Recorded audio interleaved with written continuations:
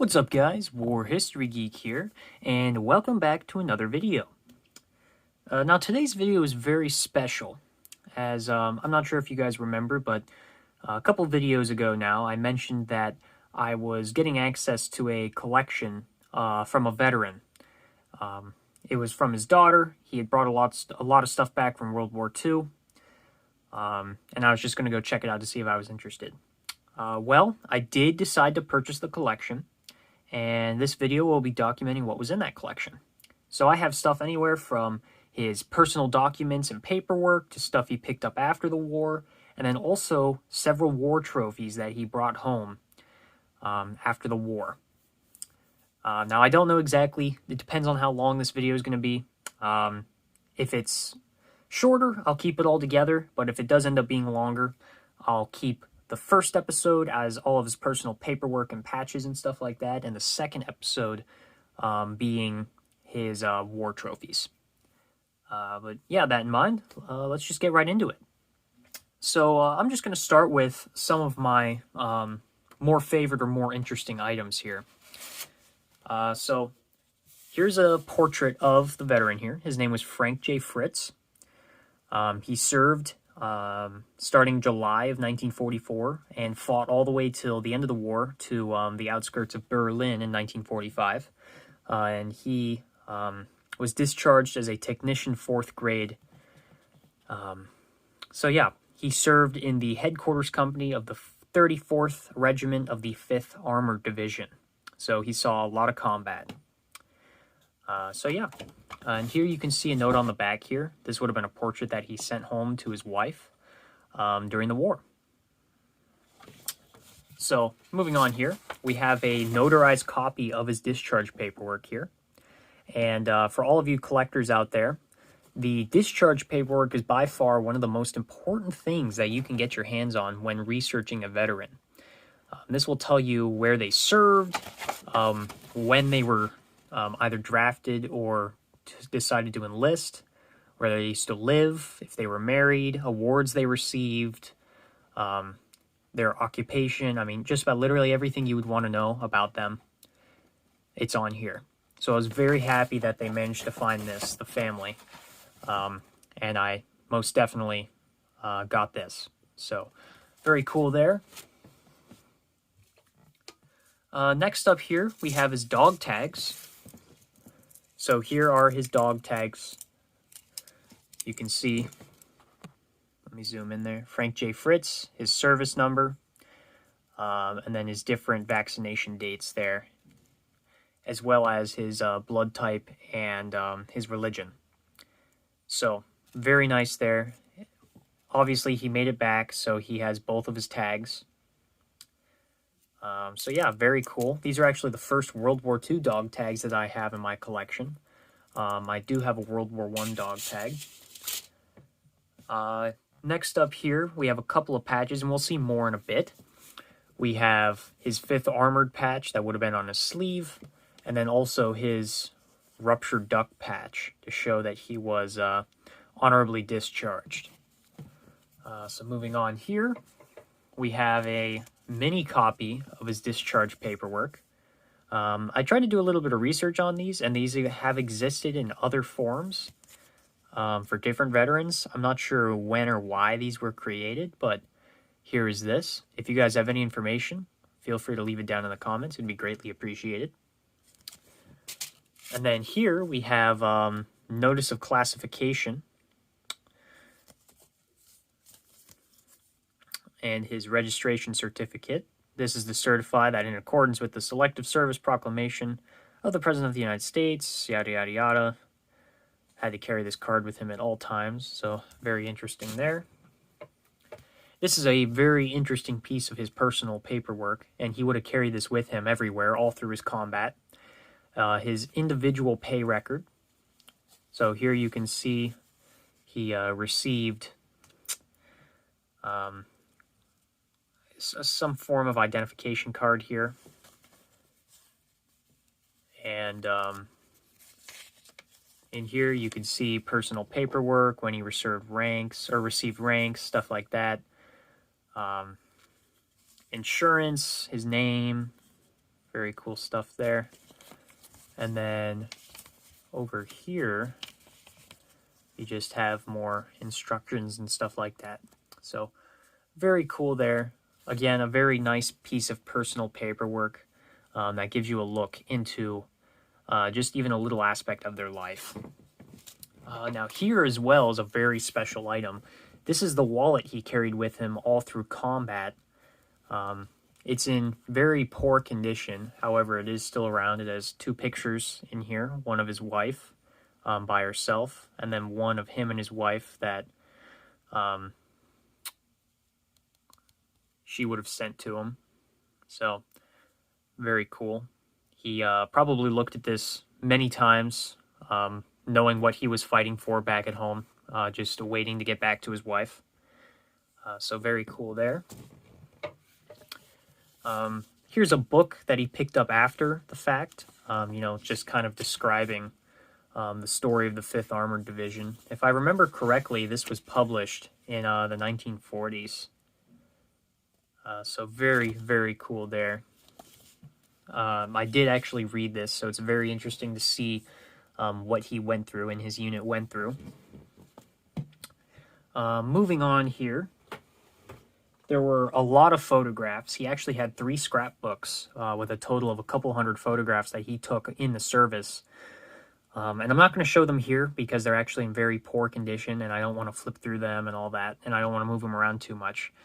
So I might put up some pictures to like show the highlights of his scrapbook, but other than that, I'm just going to leave those the way they are. But yes, there were 3 scrapbooks in this collection. But along with that, there were also a lot of postcards and, you know, photo collections he picked up after the war. So these are all, you know, pre-shot. This one is all of war scenes, and then this one is of landscape. So very cool there. Big stack of them. Next, we have a slightly larger size here. And it's a similar thing. As you can see here, these are some German soldiers surrendering. And yeah, so it's just lots of war scenes and landscapes, but in a larger form. These are actually all postcards. So very cool. Next, we have a folder here that I put together. We have a lot of paperwork that he put together after the war, and then also some mixed in from during. So here we have some newspaper stories that he copied over on a typewriter so that he could have his own copy. So if you want to read that, go ahead and pause it. And a couple more here. Again, if you want to read that, feel free to pause it. Very interesting stories. I was very happy that they found these as well. So, definitely worth giving a read. Here we have Merry Christmas, 1943. Now this is the headquarters and headquarters company, 34th Tank Battalion, the 5th Armored Division. This would have been in Pennsylvania. And here you have the menu to their Christmas dinner of 1943, and you can see all of the people of that headquarters company listed there. So, headquarters and headquarters company. And you can actually see Frank J. Fritz right there. So, technician's 5th grade. He was a 5th grade technician at this point in time, and then ranked up to technician 4th grade. So, very cool. Next here, we have another copy of his discharge paperwork. These would have been made later. Also over here, we have some vehicle stickers, or just, you know, stickers from the 5th Armored. Some reunion books, 11th Annual. Here, we have a battle map that he picked up at some point after the fact. So very cool there. I'm thinking about maybe getting this one framed. But yes, a very interesting map there. Then this is a very, very interesting one as well. This is a list of everyone in the 34th Tank Battalion with him. And I'm not sure exactly when they made this list, but it was a hand-typed list that he used to help keep in contact with all the people from the 34th Tank Battalion. It's in very bad condition. It is multiple pages. And I decided to put it in this sleeve to protect it. So, yes, a very cool collection of relics here from Frank J. Fritz. So, I'm going to clean all this up, and then I will move on to the next items. See you then. Alright guys, and I'm back here with all that stuff cleaned up. So next up, we have this service flag. So these are still used to this day, and these would have been hung in the windows of homes on the home front to show that they have people in the service. So this would have belonged to Frank J. Fritz's mother, and she would have hung this somewhere in the house. And this would represent Frank J. Fritz, and then also his brother, who I don't have anything from him really, but he was a sailor. So yeah, very cool. Very glad to have this as well. Moving on here, we have a collection of different doilies that he collected, or handkerchiefs. One is from England, a couple of them are from Belgium, and these are actually hand-painted here. So I'm not going to take them out again because... you know, they're not, some of them aren't in the greatest condition, so just for the sake of this video, trying to keep it a little bit shorter than it's probably going to be, I'm just going to leave them in there. But yes, there were several handkerchiefs he picked up as souvenirs and sent back to his wife. Next here, we have a flag from the U.S. Army. So this was something he probably would have picked up at a reunion or something. So very cool there. Moving on here. We have some of his patches. So his service bars, his rank patch. Here we have one of his pins here. And then another 5th Armored patch in the back like you saw earlier. We also got a book here that the Victory Division in Europe. So this was a book he would have picked up after the fact. Again, another book about the 5th Armored Division. So very cool there. I haven't had a chance to read that one, but again, I'm very happy to have that. And then this is a larger battle map that he picked up at some point. I don't believe it's original World War II.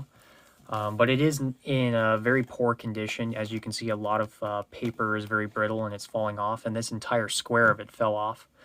This one I actually am going to get framed for sure to help preserve the paper.